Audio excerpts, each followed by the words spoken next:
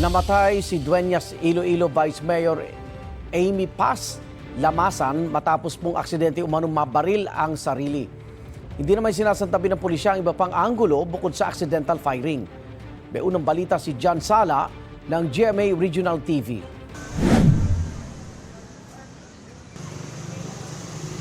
Habang nag-aayos ng gamit si Dueñas Iloilo Vice Mayor Amy Paz Lamasan Martes ng umaga sa kanyang bahay sa La Paz. Itatago sana niya ang isang 9mm pistol.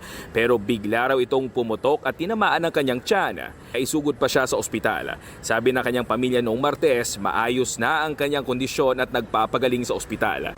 Pero kung ilang oras bago ang pagpapalit ng taon, nasawi si Lamasan. Humihiling ang pamilya ni Lamasan ng privacy.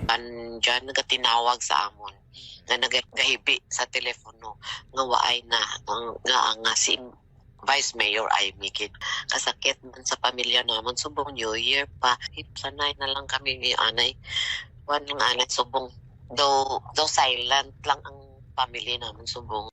Sa investigasyon ng pulisya, ang live-in partner ng Vice Alcalde na siya ring nagbigay ng statement sa pulisya ang nag-iisa nitong kasama ng naganapang insidente. Nais siyang isailalim ng pulisya sa paraffin test.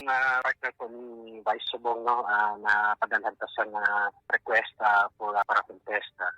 Ano ko na sa mga ground Subong. Hindi raw isinasantabi ng pulisya ang posibilidad na may iba pang anggulo bukod sa accidental firing. As of now, ang accidental firing ang isa sa mga dako nga ginatutukan no sa bahin sang kapulisan.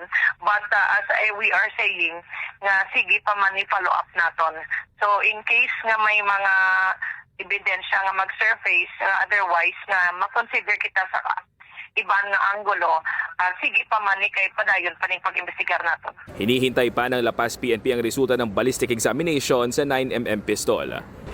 Hinihintay rin ang kumpirmasyon ng Regional Civil Security Unit kung ang Vice Alcalde ang nagmamay-ari ng baril. Si Dueñas Mayor Robert Martin Pama nag-abot ng pakikiramay sa pamilya Lamasan sa pagkamatay ng Vice Alcalde na itinuturing ani ang kapatid. Sinusubukan naming kunan ng pahayagang live-in partner ng Vice Mayor na nagtatrabaho sa LTO Central Office at dating OCD Regional Director sa Eastern Visayas.